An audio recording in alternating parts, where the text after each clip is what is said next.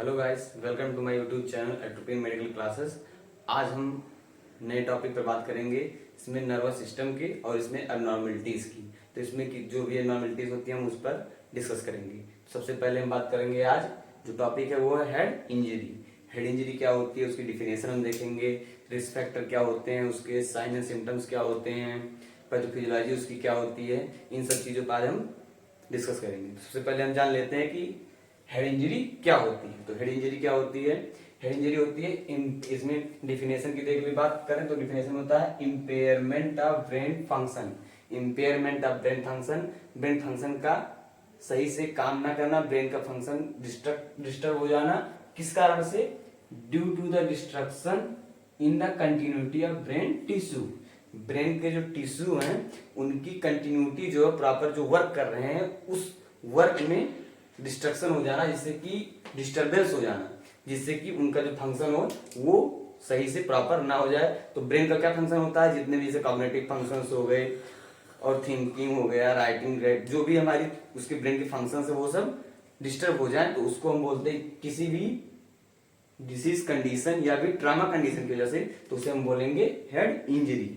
Head injury की अगर हम बात करें रिस्क फैक्टर किस पॉसिबिलिटी है, किन कारणों से हो सकता है हेड इंजरी, तो इसमें मेनली आते हैं कुछ हैं जिसमें से है ट्रामा कंडीशन। अगर कहीं किसी का ट्रामा कंडीशन हो जाती है किसी को तो वहां पर हेड इंजरी के चांस होते हैं। दूसरा होता है RTA, road traffic accident. Road traffic accident जैसे कोई बाइक से जा रहा है उसका एक्सीडेंट हो गया तो वहां पर उसके हेड इंजरीज के चांस बहुत ज्यादा होते हैं। दूसरा हो गया फॉल इंजरी, कहीं कोई मान लो छत से कोई ऊपर से नीचे गिर गया, एक बच्चा है चलते हुए कहीं से नीचे फॉल कर गया तो वहां पर भी हेड इंजरी के चांस होते हैं। इसके बाद बात कर रहे हैं वायलेंस की, कहीं पर कोई वायलेंस हो गया तो वहां पर भी हेड इंजरी के चांस ज्यादा होते हैं। स्कल फ्रैक्चर के, अगर किसी का हमारी जो क्रेनियम होती है उस क्रेनियम के फ्रैक्चर हो जाए तो उससे भी हमारे जो ब्रेन टिश्यू है वो भी डैमेज हो सकते हैं, तो वहां पर स्कल फ्रैक्चर से भी हो सकता है। और सेरिब्रल इडिमा, सेरिब्रल इडिमा क्या होता है? सेरिब्रम जो होता है, चूंकि हमारा क्रेनियम जो होता है वो कॉम्पैक्ट बोन से बना होता है, उसके साइज इंक्रीज नहीं कर सकता और अगर अंदर का जो प्रेशर है वो इंक्रीज कर रहा है तो इससे क्या होगा, वहां पर प्रेशर इंक्रीज करेगा तो वहां पर स्वेलिंग होगी, और स्वेलिंग होगी तो वहां पर जो ब्लड वेसल्स हैं वो सही से ब्लड सर्कुलेट नहीं कर पाएंगे तो वहां पर भी हमारे ब्रेन का फंक्शन डिस्टर्ब हो सकता है। ये हमारे रिस्पेक्टर हो गए। नेक्स्ट हम बात कर लेते हैं साइन एंड सिम्टम्स की। इसमें मेन साइन एंड सिम्टम्स क्या होते हैं? जैसे किसी को अगर हेड इंजरी हुई तो मेनली क्या क्या साइन एंड सिम्टम्स आएंगे इसकी हम बात करें तो इसमें आता है सब पहला होता है raccoon eyes. Raccoon eyes means होता है कि आंख, आई मतलब आंख, रैकून, ये जो रैकून आइज ये एक एनिमल रैकून होता है उसकी आंखों की तरह हो जाता है जो भी हेड इंजरी का पेशेंट होता है। इसमें क्या होता है, जो आंख है हमारी आंख उसके चारों तरफ ब्लैक स्पॉट बन जाते हैं, जिसको एक और नाम से जाना जाता है पांडा आइज बोलते हैं। पांडा आप लोगों ने एनिमल देखा होगा, उसकी आंखें जो होती है उसके चारों तरफ ब्लैक स्पॉट होते हैं, तो ऐसे ही हेड इंजरी के पेशेंट में ब्लैक स्पॉट चारों तरफ राउंड में बन जाते हैं आंखों के। दूसरा होता है बैटल साइन। बैटल साइन जो होता है इसमें क्या होता है, हमारी जो ईयर के पीछे, ईयर हमारा कान है, इसके पीछे जो मेस्टॉइड बोन होती है वो रेड और ब्लूइश अपीयरेंसेस उसमें दिखने लगते हैं, बाहर से ही दिखेंगे, तो इसे कहते हैं हम बैटल साइन। तीसरा होता है सीएसएफ लीकेज। सीएसएफ लीकेज में क्या होता है, इसमें जब सीएसएफ लीक होता है तो उसमें जैसे सीएसएफ का लीकेज हो गया, हेड इंजरी हुई तो वहां पर सीएसएफ लीक होगा तो हमारे नाक के थ्रू और कान के थ्रू, इन दोनों के थ्रू हमारा सीएसएफ बाहर आएगा, तो इसको बोलते हैं सीएसएफ लीकेज। इसमें जैसे होता है अगर जो सीएसएफ है वो अगर हमारे नाक के थ्रू बाहर आ रहा है तो उसको हम बोलेंगे राइनोरिया, और अगर कान के थ्रू बाहर आ रहा है तो उसको हम बोलेंगे ओटोरिया।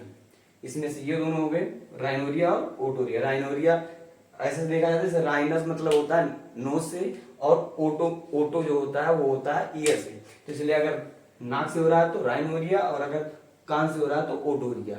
इसके बाद हम बात करते हैं पैरालिसिस।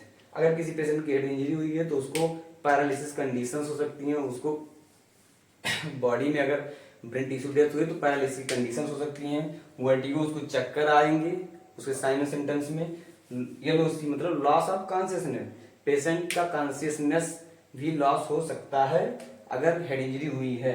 उसके बाद में सीजर्स भी आ सकते हैं और आंखों से दिखना, ब्लड विजन, अगर अचानक किसी को हेड इंजरी होती है तो उसको ब्लड विजन भी या फिर विजुअल लॉस भी हो सकता है उसमें।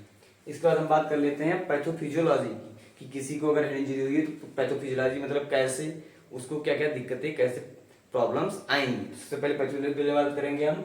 अगर किसी को इंजरी हुई, जैसे कि ड्यू टू इंजरी कंडीशंस, अगर इंजरी कंडीशन होती है तो उसमें क्या होगा, स्वेलिंग इन ब्रेन, ब्रेन में कैसे स्वेलिंग होगी, अगर इंजरी होती है तो वहां पर इंजरी होगी तो इंटरनल ब्लीडिंग होगी, हेमोरेज होगा और वहां पर इन्फ्लामेशन होगा, जिससे अंदर इन्फ्लामेशन होने से स्वेलिंग बढ़ जाती है। जब स्वेलिंग बढ़ेगी, अब ब्रेन जो कि क्रेनियम जो होता है कम्पैक्ट होता है, उसका साइज बढ़ नहीं सकता, तो और अंदर अगर स्वेलिंग इडिमा कंडीशन हो रही है, स्वेलिंग हो रही है, तो क्या होगा, स्वेलिंग क्या करेगी, स्वेलिंग इन ब्रेन, ब्रेन में स्वेलिंग हो जाएगी तो क्या होगा, इंक्रीज्ड आईसीपी, इंट्राक्रेनियल प्रेशर जो होता है, क्रेनियम चूंकि साइज तो बढ़ेगा नहीं क्रेनियम का, तो प्रेशर जो होता है इंट्राक्रेनियल वो बढ़ जाएगा, और जब इंट्राक्रेनियल प्रेशर बढ़ जाएगा तो उसमें क्या होगा, सेरिब्रल परफ्यूजन डिक्रीज हो जाएगा।